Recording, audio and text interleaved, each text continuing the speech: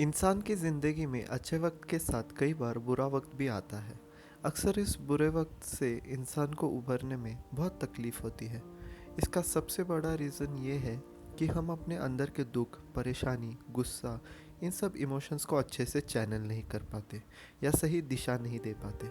कुछ ऐसी ही दुख और तकलीफ़ से उभरने की कहानी हमें 2015 में आई हुई मसान मूवी में देखने के लिए मिलती है। एक काफ़ी यूनिक वे में इस मूवी की स्टोरी बताई गई है, जहां हमें देवी और पीयूष की कहानी के सिर्फ आखिर के कुछ पल दिखाए गए हैं। तभी उसके बाद दीपक और शालू की कहानी शुरू होती है। शायद कुछ इसी तरह से देवी और पीयूष भी एक दूसरे से मिलते होंगे। ये दोनों स्टोरीज सेपरेट ना दिखाकर सिर्फ एंडिंग जिसमें दोनों अपने साथी को खो देते हैं, इस वाली बात से दोनों स्टोरीज में एक काइंड ऑफ सिमिलैरिटी एस्टेब्लिश होती है। और फिर हम सोचने पे मजबूर होते हैं कि शायद ऐसे ही देवी और पीयूष भी एक दूसरे से मिलते होंगे और उनकी भी कुछ ऐसी ही स्वीट लव स्टोरी होगी।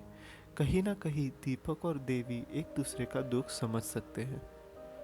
डायरेक्टर इस तरह से व्यूवर का एक इमोशनल शिफ्ट भी कर देते हैं, क्योंकि जब मैं ये मूवी देख रहा था और जब पीयूष की डेथ होती है, देवी सारा दिन चुप रहती है। उसके लिए हमारे मन में कुछ सिंपैथी या कुछ फीलिंग्स नहीं होती, क्योंकि उसके दुख का अंदाज़ा हमें नहीं है। पर जैसे ही शालू की डेथ होती है, दीपक के साथ साथ देवी के लिए भी हम फिक्र करना चालू कर देते हैं, क्योंकि अब हमें समझ आ रहा है कि देवी को कितनी तकलीफ हुई होगी, पर वो कभी एक्सप्रेस नहीं की। फिल्म के स्टार्ट में ही आपको स्क्रीन पर ब्रिज नारायण चकबस्त की दो लाइंस दिखाई गई है। मेरी हिंदी इतनी अच्छी नहीं है कि मैं इसे समझ पाता, इसलिए इंटरनेट का सहारा लेकर मैंने इसका मतलब जानने की कोशिश की।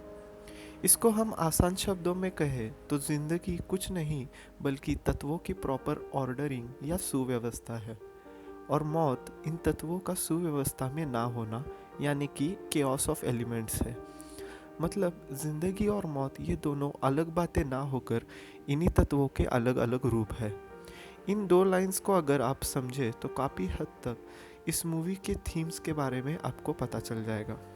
ज़िंदगी को हम अच्छी चीज़ में देख सकते हैं, यानी कि काइंड ऑफ पॉजिटिव फोर्स, और हमारे अंदर का दुख, पछतावा, डर और ये अलग अलग इमोशंस, यानी ये तत्व या एलिमेंट्स हम समझ सकते हैं। और इनकी अगर सुव्यवस्था या प्रॉपर ऑर्डरिंग, यानी कि इन सारे इमोशंस को अगर हम एक सही दिशा दें तो ये हमारे जीवन को जारी रखती है।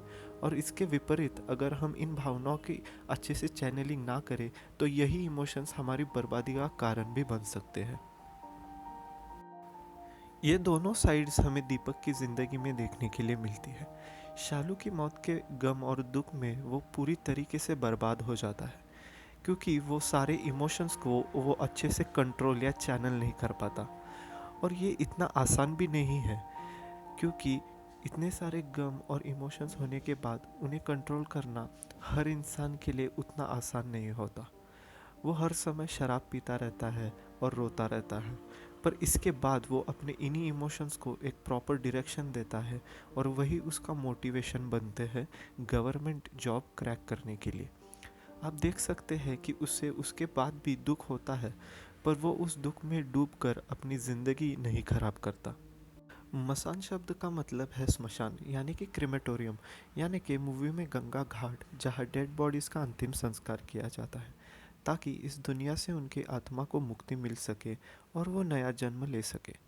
घाट अपने आप में एक मूवी के किरदार की तरह काम करता है। तीनों लोग, देवी के पापा, देवी और दीपक, एक झूठी आशा को पकड़े हुए हैं, अपनी ज़िंदगी को आगे लेते हुए जाते हैं। जैसे कि देवी के पापा को आशा होती है कि वो जुए में पैसे लगा लगा कर अपना कर्जा चुका देंगे।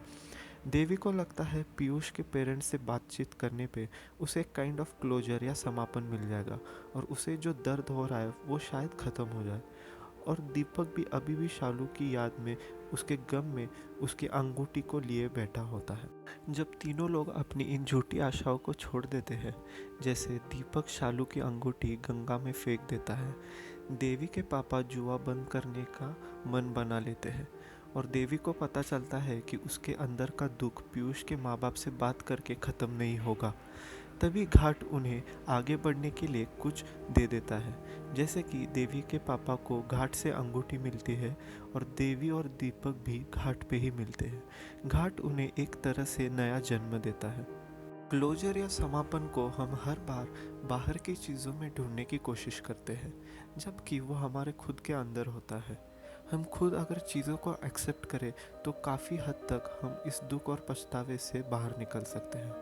हमारे साथ ही ऐसी गलत चीज़ें क्यों हुई, मेरे साथ ही ऐसा क्यों होता है, ऐसा सोचने के बजाय अगर हम जो भी हुआ उसे स्वीकार करके आगे बढ़े तो हम काफ़ी जल्दी बुरे वक्त से उबर सकते हैं। यही बातें मन कस्तूरी इस गाने में बहुत ही अच्छी तरीके से बताई गई है। कस्तूरी हिरन पागलों की तरह अपने चारों ओर से आने वाली कस्तूरी की खुशबू को ढूंढने के लिए यहाँ वहाँ घूमता और भटकता रहता है, जबकि वो खुशबू उसके खुद के अंदर से आ रही होती है।